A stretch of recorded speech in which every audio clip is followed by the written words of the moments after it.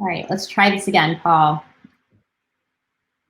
Unmuted. You're good. Am I good? Yes. All right. Great. So with that, we'll get started. My name is Ali Danziger. I'm the president and founder of Integrate, and so excited to welcome you all to Pivot Don't Pause today as we, sorry, that's my dog if you didn't hear that, as we go through 57 tips about social media and really how to use data to understand your audience, figure out what to say, who to say it to, and how to measure those results. With that, I will turn it over to Paul, our CMO and one of our business owners as well, who can introduce himself and share more about his role at Integrate and then dive right into the presentation. Yeah, hi everyone. As Ali said, I'm Paul Coggin. I'm the Chief Marketing Officer here at Integrate, where social media is obviously a key growth driver for our clients. So I'd like to thank everyone for joining today. We're going to go through a lot of social media tips. As Ali said, there's 57 to be exact. So you'll see those tips numbered throughout the presentation. So that'll keep us honest with where we're at. So we have a lot to cover. So, let's jump right in.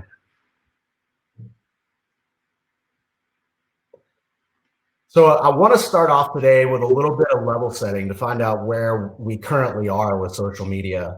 So let's discuss the current state. So times have changed. So even before the pandemic, social media had changed significantly over the last couple of years. The days of throwing a few dollars at Facebook or posting some beautiful photography on Instagram and growing this massive following, those days are gone. The case studies that are held up as the gold standard of social media, such as Warby Parker or Glossier, they're no longer valid. Brands looking to replicate this success, by copying what those companies did 3 or 4 or 5 years ago, are going to be very disappointed in the results. Right now, your audience's needs have changed in the last 6 months, obviously, and their behaviors with it. But you have to evolve along with those changes. They're looking for reassurance. Your followers, your customers are looking for reassurance regarding safety procedures. They're looking for peace of mind. You need to be empathetic to what they're going through and experiencing and avoid being tone deaf at all costs. So the messages that you're sending out there have to reflect that. Social media is free, but as most of you probably already know, it's really not. It's now a necessary investment of time and money too, if you decide to go that route. So we'll provide some tips and advice to ensure that you're on the right track with that throughout this presentation. Users are consuming information and content differently now. Social media platforms have better functionality. They want that information quicker and easier. So we'll provide some tips on the best content formats to publish, to increase your chances of success on social media. So the pandemic and the current political and social climate are dominating headlines and your news feeds. And so as you're thinking about your own social media strategy and the content you're producing, you need to ask yourself, how are you going to capture that attention when so much of that attention is being placed in those specific verticals with political, social, and everything happening with the pandemic? And then lastly, the vacancy by some advertisers on social media during the pandemic has created opportunities for others to find success at lower cost. So if you were a digital advertiser and you chose to draw back on your budgets during the pandemic, the advertisers that were left picked up on your opportunities. And the ones who were smart with their campaigns are thriving right now with the void that was left behind. So quickly to the next slide, Ali. I want to just illustrate a few numbers. Almost immediately as the pandemic hit and quarantine set in, online behavior started to change. Facebook.com usage increased by 70% in the height of the outbreak, according to the New York Times analysis. YouTube usage more than doubled, so video consumption is way up. So remember that as we go through this presentation. The average US adult is expected to spend 7 more minutes a day on social media this year compared to last year. That's more than an entire work week of time that's now being spent on social media per person. That's significant. So while this is just a few data points to illustrate, online behavior and consumption has increased across nearly all platforms that we're going to talk about. So now we know where we are. Let's dive into some of the tips to help you navigate this kind of crazy social media world that we're living in right now. So first off, you have to get to know your customers or potential customers on social media. Everything starts with your data. So deep dive into your customer data, your follower data. Understand who your optimal customer is. Your CRM system, depending on what platforms you guys use, your e-commerce platforms, those are great places to start. Find out where those people live, for example. Find out what their income levels are. Catalog as many of those attributes as you can. You're going to need that when you want to go target your customers and potential new audiences on social media. Make sure you're participating where your audience is. Everybody wants to dive straight into Facebook and Instagram. However, that may not be the best decision for your business and your brand. Do the demographics match? Does the platform allow you to specifically target your optimal customer? One of the most common questions that we get as an agency and from our clients is regarding TikTok. So everyone is hearing about it, good things and bad. They want to know whether they should jump in. But nearly half of all TikTok users right now are between the age of 16 and 24. And nearly 8 of every 10 minutes consumed on TikTok is still in China. So does that meet your needs? It might. If so, then you should create a plan of attack and go. If not, you keep your eye on it, dive in when it makes sense, and the demographics change, which they are.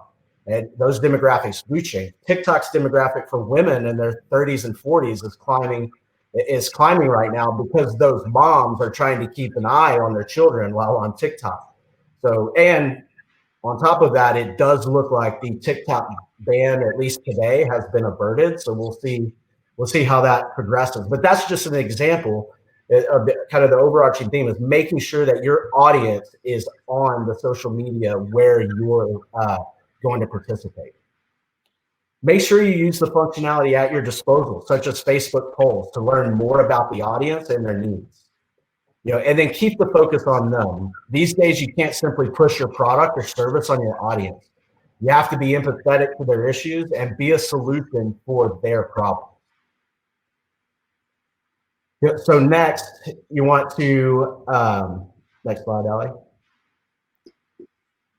Actually, Paul, we have a question that just came in about TikTok ads. Can you mention anything on that? Yeah, so it's pretty early on. It is going to, it will mature, that platform. So I think using TikTok ads is no different than actually, creating videos on TikTok. It again goes back to, is your audience there? And if your audience is there, it would absolutely, and you have the budget, it's going to absolutely make sense for you to jump in and do some advertising on top of what other content you're producing.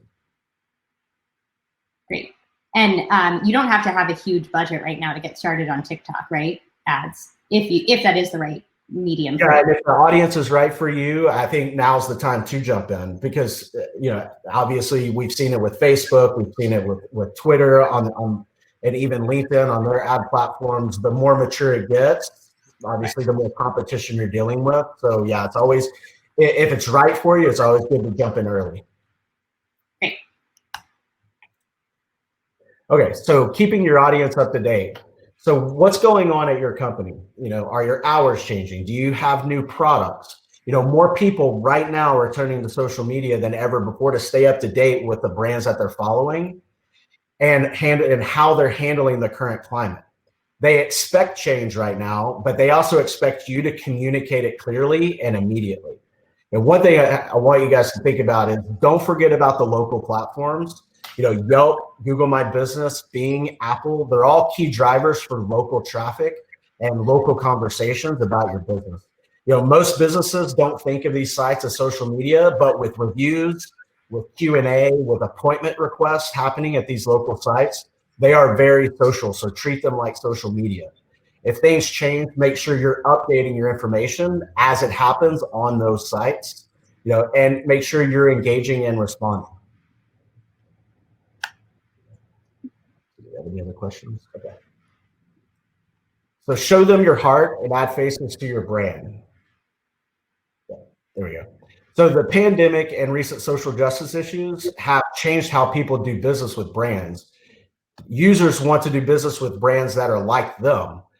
Take your followers inside your walls and show them how you're keeping your employees safe. Just an example, if you ship or deliver products, you show customers what precautions you're actually taking. That's important because one recent study that we've seen is that 89% of buyers are paying more attention to how companies are treating their employees during these unsettling times, which means it's now a consideration on whether or not to do business with you. Are you supporting any charities, community efforts? Talk about who you support and how you're being altruistic right now. It's an important facet of the decision-making process of your consumer. Okay, and then don't be a copycat, right? It's natural to monitor your competitor. It's crucial to keep an eye on them. However, do that so you can differentiate, not follow their lead or copy. You have no idea if what they're doing is actually working. So you want to take their ideas, make them better, make sure you're using it to differentiate. Be original and one up your competition by doing it better, by communicating more clearly, by providing better, more immediate service, by understanding their needs better, and ultimately by being a better solution to their problems than your competitor actually is. So next, you have to understand that social media is actually an investment. So first, know that social media, it is an optional nowadays. You must be present on social media or it will negatively impact your brand. We don't live in a world anymore where if you're on social media, it's a positive. It's now a world where if you're not there, it will impact your brand. There's plenty on social media that you can do that doesn't cost a dime, but it's not really free, as we mentioned before. So get comfortable with the idea that it's an investment of time that you and your team at the very least, for you and your team at the very least. And usually it's a monetary investment to use social media as a growth tool for your business. We'll talk a little bit more about that in the coming slides. Remember, these platforms are successful businesses making money. Their algorithms are designed to maximize their profits first and foremost. How are we doing on questions? Okay, good. We got it answered. Okay, sorry, I keep muting because of my dog, but we're good. Okay. So next, I want to advise that you guys stay disciplined with your paid social advertising campaigns. Think twice before creating a paid campaign aimed solely at growing your social following. With the way it works now, especially for Facebook, thus Instagram, you're paying for that follower, and then you must continue to pay to reach that follower over and over again. The current Facebook organic reach is 5.5%. That means when you post something on Facebook, only 5.5% of people are actually going to see it unless you pay to extend that further. Instagram is now less than 20%. So that means you need to boost it. That means you need to create ads around your content and to continue to reach that person that you've already paid for. So rarely do these types of kind of follower growth campaigns meet an acceptable ROI. Your follower growth should happen naturally and secondarily as you roll out a good social media strategy and good campaigns. So as you do this on your paid social campaigns, keep your empathy in your messaging. Try at all costs to avoid tone deafness. There's been numerous times this year where it actually makes sense to completely shut off your social media advertising to avoid looking clueless with everything that's going on in the country. So make sure you're aware of your surroundings, and it's okay to turn it off when you need to. Treat your social ad campaigns like you would any other marketing channel. They still need to have a positive ROI, but understand that it's not immediate. It's not an immediate ROI. You're developing a relationship, and that relationship is built on trust first. So we'll discuss a few ways to actually do that. Paul, you mentioned boost versus ads, and we got a question: is boosting on Facebook better than an ad? Can you explain the difference and the benefits of each? Yeah. So we would recommend doing both. If you have, so the boost is certainly the easiest way to do it. It still shows in the feed. It's just going, depending on how much you want to pay to extend your reach. So it's going to up your percentage of your organic reach. The ad is going to show in different places, but what we would do is what we would recommend is actually, if you find content that works, that resonates, it either gets a lot of shares or, it gets a lot of likes, you can use that to kind of create ads off of that. And then you can use that into perpetuity as long as there's still a goal behind it. It's still going towards that ROI. It's still going towards establishing that relationship, which ultimately, whatever campaign you're running, you're going to establish your goal. So everything you do under that should support your goal. Great. All right. Does that help? I think that, yeah. Okay, so on the heels of that, so try to use social media to grow what we call your owns list. Even when you're investing all this time and money into growing your audience and following on social media, remember that you're operating on real estate that you don't own. Facebook owns that real estate. Twitter owns that real estate. LinkedIn owns that real estate. Think about how to use social media to get your audience onto your own real estate. Give them something that they value for free in exchange for opportunity to speak later. Get a prospect into your communication flow in your CRM tool, your newsletters. That gift could be free advice. It could be a white paper. It could be a free ebook, something with relatively low cost to you and almost no or really low cost to them. So guys, please don't ask them to marry you on the first date. So you're building a relationship, okay? They need to trust you first. Provide value and charm them before asking for a sale. If you sell products, you might give some free samples as an example. If you're a service provider, perhaps you gave them a free ebook and hopefully they found that information valuable. You should create an email drip campaign, which you could do through something like MailChimp to automatically follow up with that prospect. Provide more information about your business, perhaps even something else of value, another ebook, a white paper that they'll find useful. From there, you've warmed that prospect up to a point where they're familiar with your brand, where you can then entice them with perhaps a discount code to purchase products or services. Every business is different. So you'll have to brainstorm with your team or your agency on how to do this properly. In one word of advice, don't get discouraged if it doesn't work the first time. You have to test, you have to use your data, you have to try new things until you find that right formula, which is a good segue into don't use your gut, use your data. One of the first things you should do if you have not done it yet is to get your pixels installed on your website as soon as possible.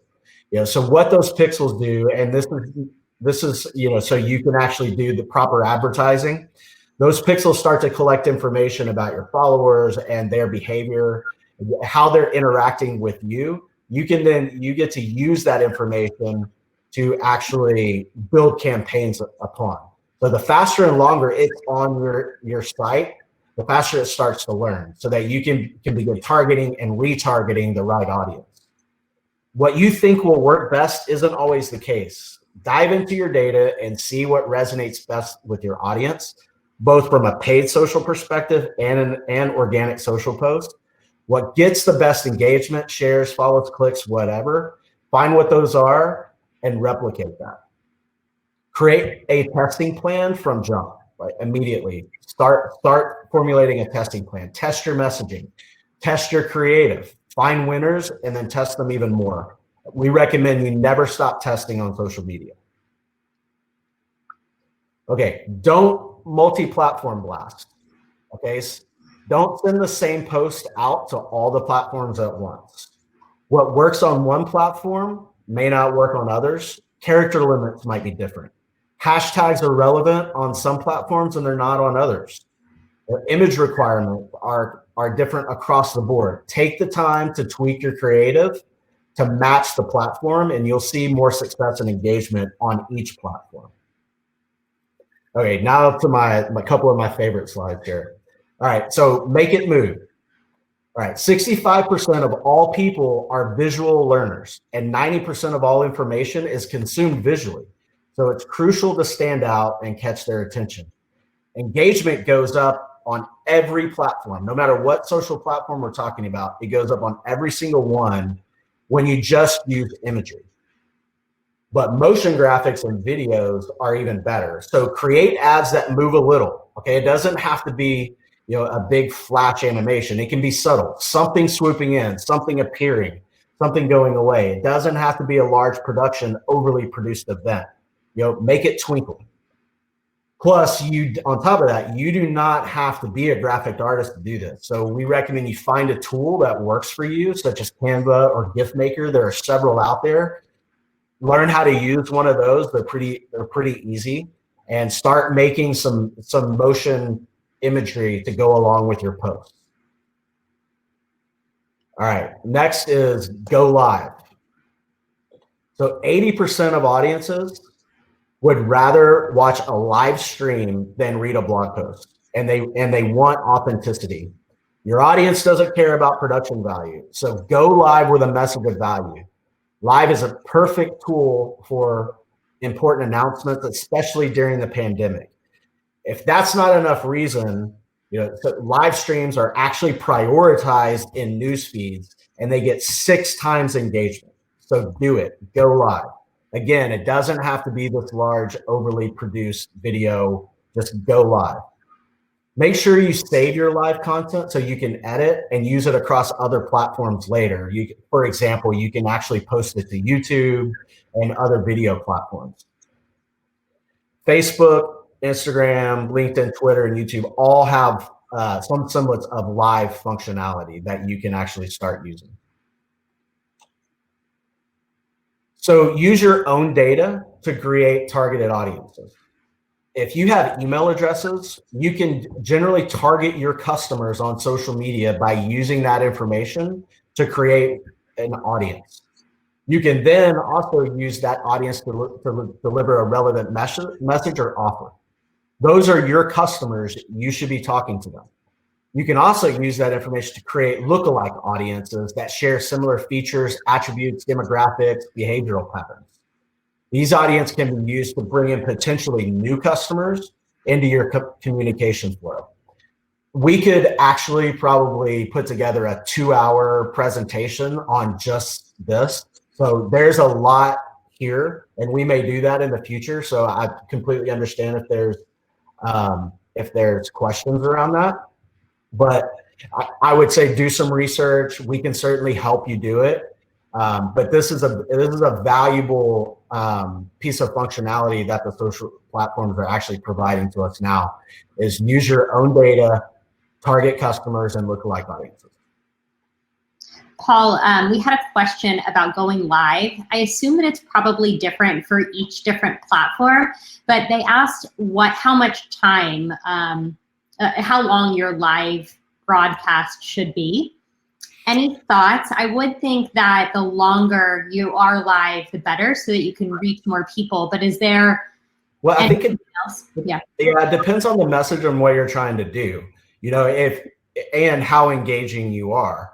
At the same time, the longer you go live, probably the more drop off you may have, especially if you're not providing that valuable information as you go. So I think it completely depends on the message, and those target audiences are going to be different by platform, and I would think that, or think like a LinkedIn live is going to be a little different because that's more of a B2B relationship as opposed to potential live on Instagram or Facebook where you're talking to consumers.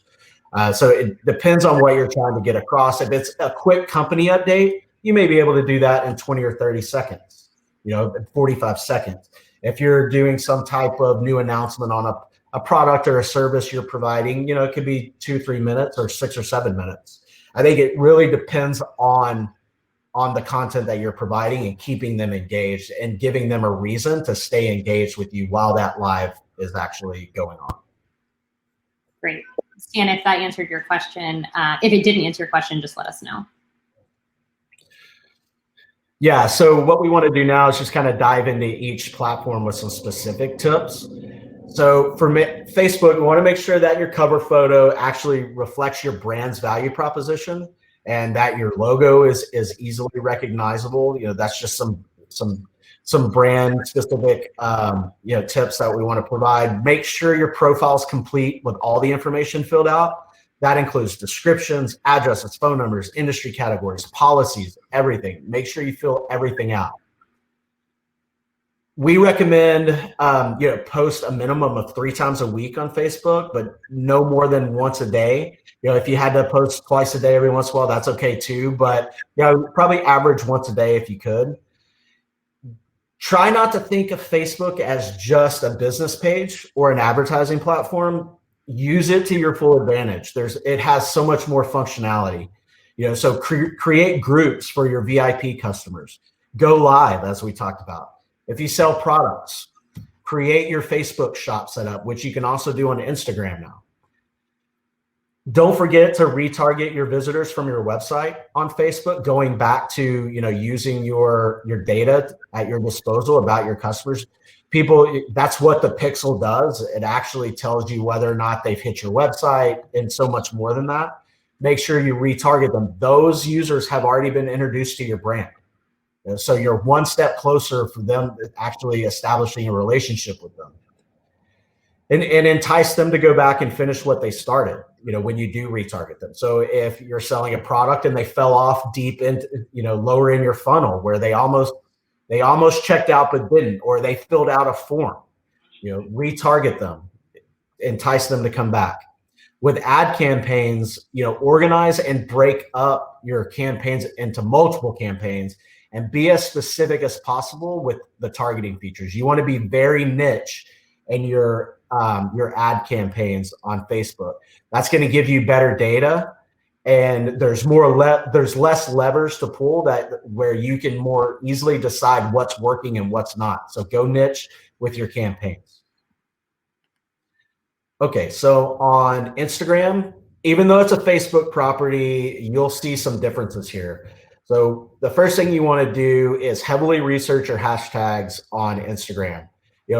Hashtags don't really mean much on Facebook. They don't hurt you. They don't really help you. But on Instagram, they're key. So go with more niche hashtags on Instagram. We recommend creating a list of dozens of hashtags that are pertinent to your business, your product, your service, your brand, and use the most relevant 8 or so for each one of your posts. You don't want to stuff 30 in there. You don't want to stuff a whole lot. You don't want to use too few. The magic numbers, between 6, 7, 8, 9, somewhere in there. That's what we recommend. Post at least 3 times a week, but I think optimal here is twice a day. Don't forget to make use of stories with multiple additions to that story within a 24-hour time span. That kind of keeps it fresh, and it keeps people coming back who check Instagram multiple times over that time span. Test what kind of stories work best: live, how-tos, boomerangs. For added exposure, share your big posts to your stories, as some Instagram users don't venture outside of the story section at all. So if you have a new post, create a story that actually directs people to the post itself.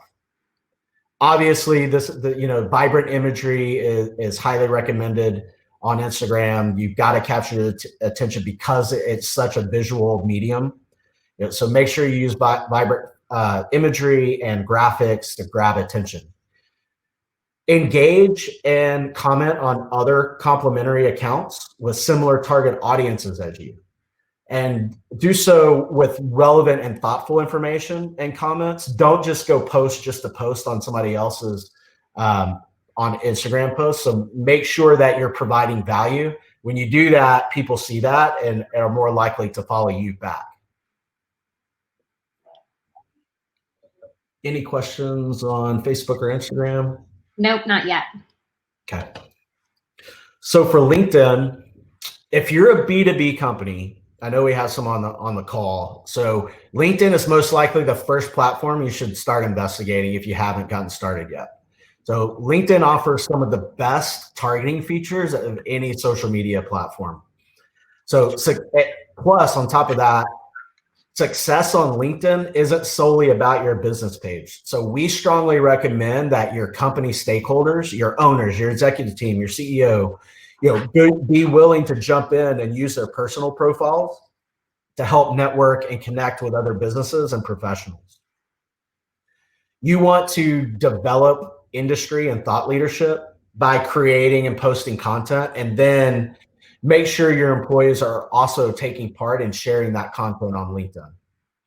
The right amount of posts on LinkedIn is right around 2 a week. You can go up a little bit from that if you want to. Just make sure the most important thing is that you're providing valuable content that helps establish you as a thought leader in that industry, in your industry. Participate in industry related groups, similar to kind of commenting and posting on other Instagram accounts. You can expand that thought leadership by participating in groups that are highly relevant to your industry. Make sure that you optimize your company and personal profiles using proper keywords that are relevant to your company and your industry that you're in. What that does is it increases the chances of being found on LinkedIn when somebody's looking for a specific type of business. Make sure your business page also clearly shows and states your value proposition. It's crucial. And then on to Twitter. So no. Sorry, Paul. Did you mention the ads to target job titles, ads on LinkedIn? Yeah. So on LinkedIn, one of the reasons why it has the best targeting features, because you can actually target companies. You can target job titles and different types of jobs. So if you're looking to kind of break through and find, you're looking for chief marketing officers, or you're looking for accountants, CFOs, you can actually target those and create a campaign specifically for those, which is highly powerful. I will say from a CTA perspective, your cost to acquire LinkedIn is generally higher than other platforms. However, you're paying for the ability to specifically target exactly who you're looking for, which generally puts those prospects lower in the funnel. They would be closer to actually doing business with you than running the same type of campaign on Facebook or certainly Twitter, something like that.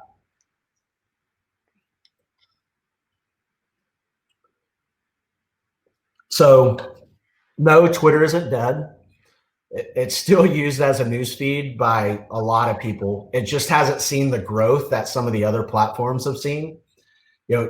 Twitter is actually best used for brands that produce a large amount of content. It's a platform where you can post as much as you want.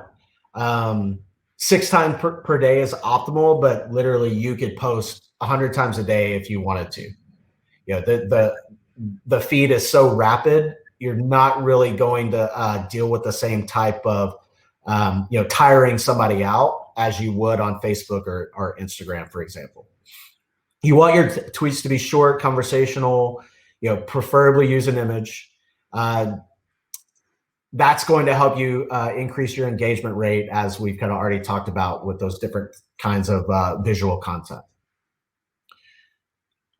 And then remember that social media isn't just Facebook and Instagram and LinkedIn, Twitter, and TikTok, right? There's other platforms that may make sense for you if that's where your audience is. I mentioned the local sites earlier. That's just one set of examples. Pinterest has actually been around forever, and oftentimes it seems like it's forgotten. But if you're a brand where visuals are important, Pinterest can actually be a significant traffic driver to your website. For example, interior designers, artists, real estate developers are seeing a surge of traffic and business from Pinterest right now because they're able to use their visuals to capture attention and provide a link directly to your website.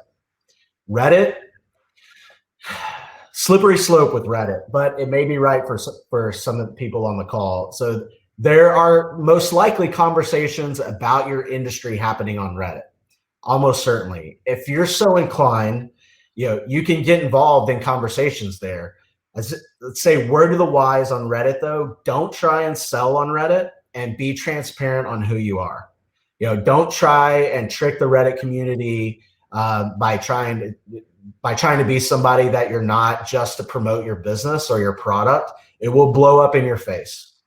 So if you're large enough if you're large enough to where discussions are actually happening about your business there, your actual brand and company, you should absolutely participate. But again, be transparent and authentic.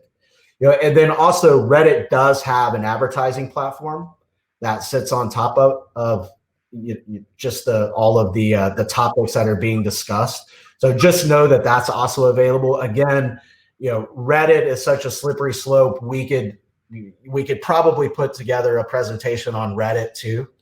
I don't know if we'll actually do that, but certainly we can help. If somebody's really interested in a strategy on Reddit, we can help with that.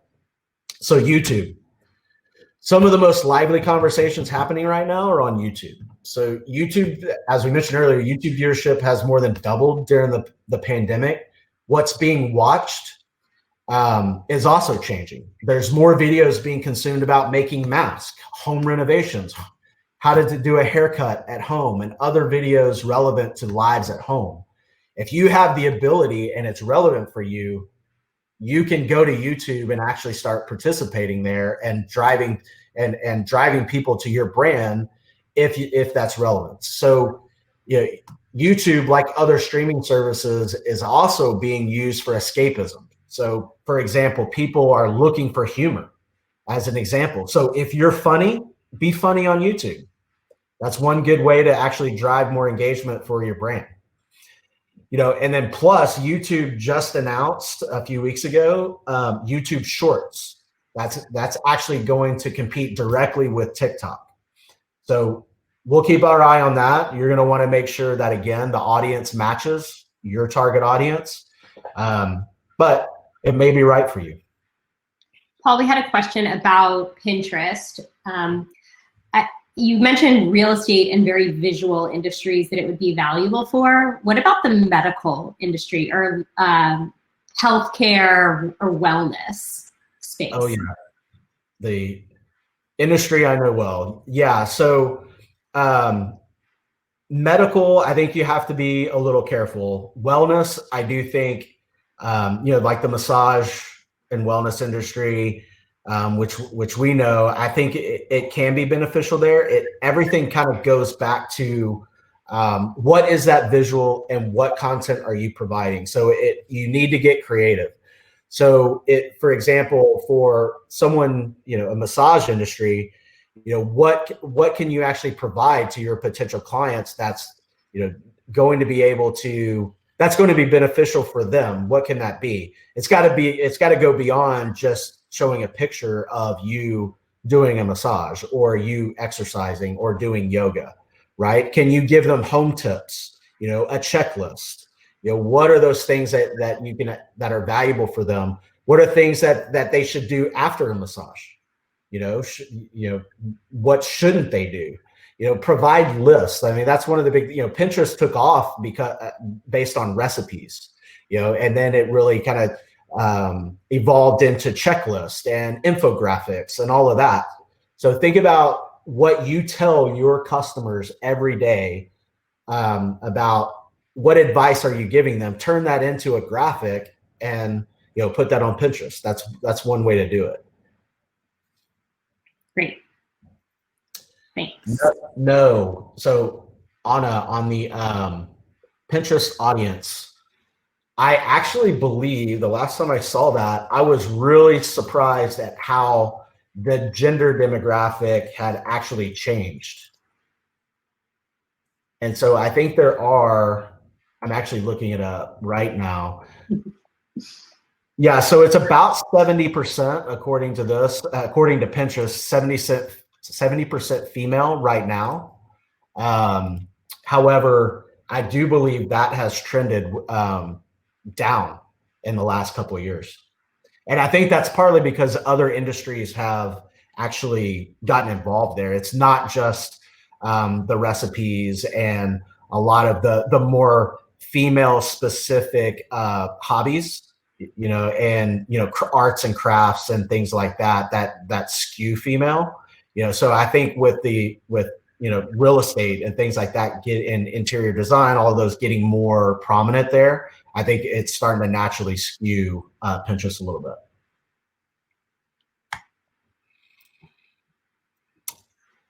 All right, so influencer marketing.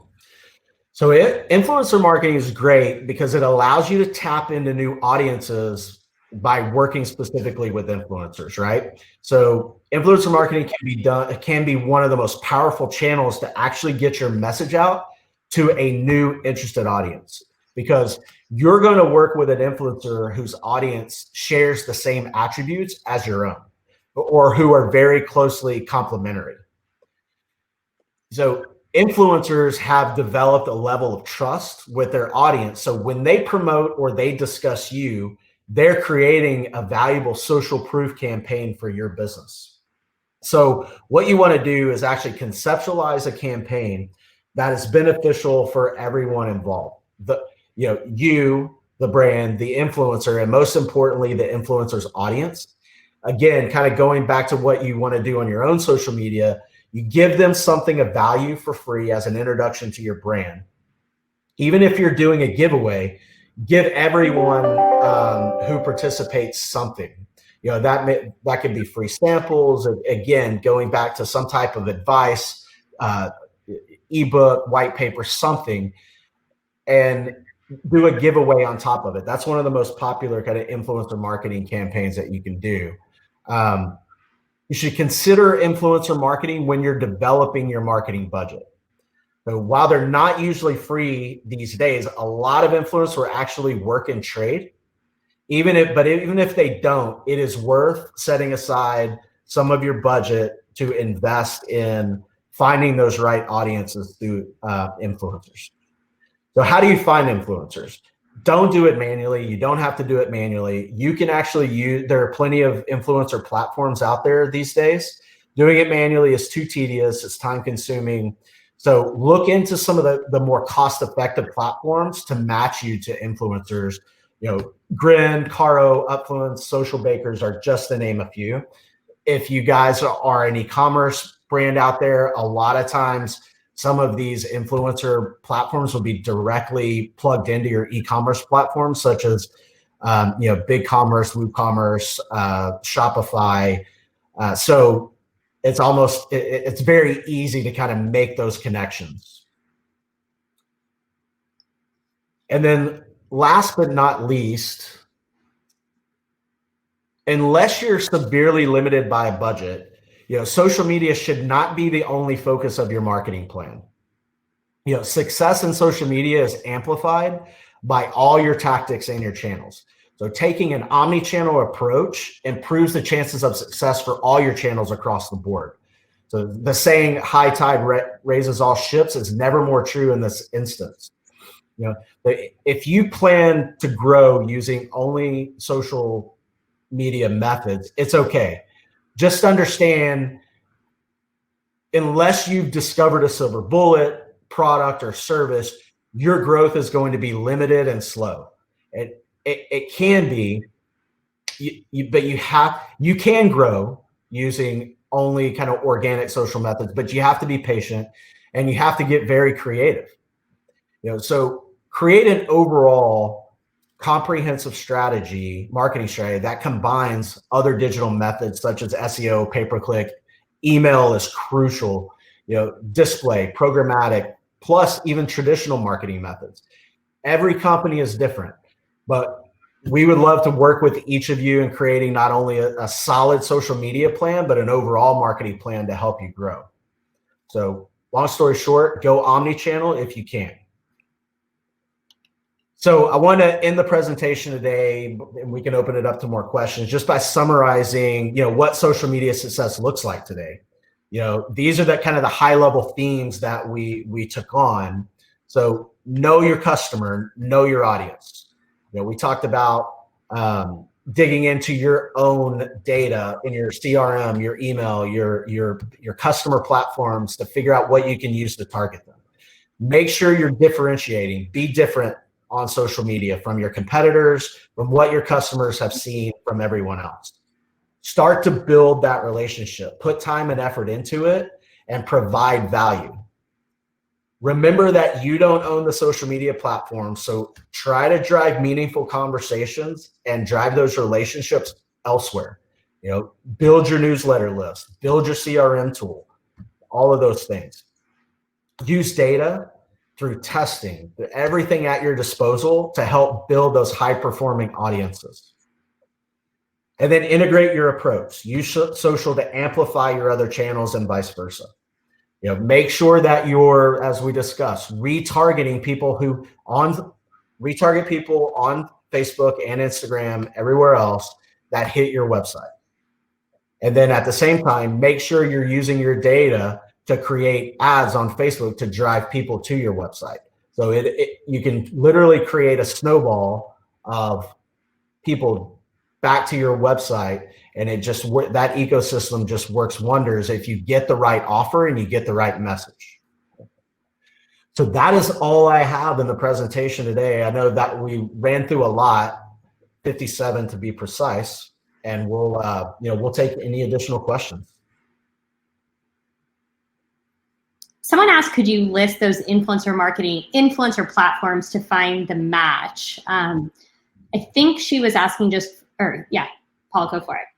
Yeah, so Susan, I think if I understand your question, each platform will give you information that will allow you to make the match, right? So if you're looking like before that, like you're not sure which platform to go to, I would just do some research. I would probably talk to somebody at that platform and tell them who you are. They'll be able to probably give you some information on, for example, if you're in the wellness category, there are tons of wellness influencers out there, whether it's yoga or, beauty products, whatever it may be, they're out there. You want to make sure that platform has a good cross section of influencers of all sizes, by the way. And you're not going to want to go, just an added tip, you're not going to want to go to everyone that's got the largest following. Some of the best following are that could be the 10,000 to 50,000, range. Some of them are more niche. Those can be some of the most valuable influencers that you'll actually use. They don't all have to have 5 million followers. In fact, those are the ones that are going to cost you a fortune. So talk to the platforms, tell them who you are, and they'll be able to provide you information on whether or not they have influence in their network that match up well for you. And then once you get into them, you'll be able to actually see each influencer. You're going to have a conversation with them. So it's not as automated as just saying, yeah, I'm going to press a button and here's the ads that you're going to run and all that. You're going to have a conversation. So just like you're attempting to establish a relationship with their audience, you're establishing a relationship with the influencer too. So Susan, I hope that answers your question. Paul, we got another question. Do you have any suggestions or feedback for social media as it relates to the digital publishing industry? Digital, but Twitter. Yeah. I would think, content is one of the most valuable, assets out there. So I think being able to use content to grow your following, is something that a lot of advertisers are out there doing. So I would think all platforms have a place for digital publishing. I think it probably depends on the content, the specific content a little bit. It may be different. Again, so if you have, one piece may be right for Twitter, one piece might be right for LinkedIn if it's more of a B2B audience. So I think it depends on what that content actually is. We've had a couple of people ask if this is being recorded, and it is. We will be posting it on our website probably today or tomorrow, and emailing it to our email database as well. So feel free to reference back to this, and love for you to share it with your friends. So thank you so much. Another question you mentioned, Paul, you mentioned not asking for marriage on the first date. In the instance of a competition trying to get people to sign up, when and how often should you actually make that ask? And I'd say, you know, let's expand that to any industry. When do you actually ask them to marry you? Yeah, so part of it is a feel thing, you know, and part of it, or a big part of it, is going to be a testing thing, you know. So you're going to have to kind of adjust your drip campaign, your communication strategy as you go, as you see things working and as it or don't work. You know, so in terms of, let's say, like a giveaway, you know, you've just made an introduction. They're going to get put into your communication stream, whether that's through MailChimp or something else. You know, I would say just general information, introduce yourself. After they're in there, you know, send a couple of communications over the course of a couple of weeks before you start getting specific on asking for a sale.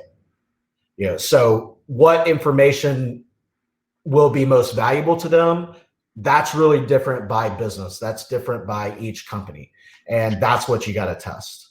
You know, so you can continue to provide valuable content. There may be, you know, give them 11 tips to do X, you know, after that's low risk. They can read it or they not. But when they get that email, they're going to see your brand again. Provide something else, you know, and then ask for a sale.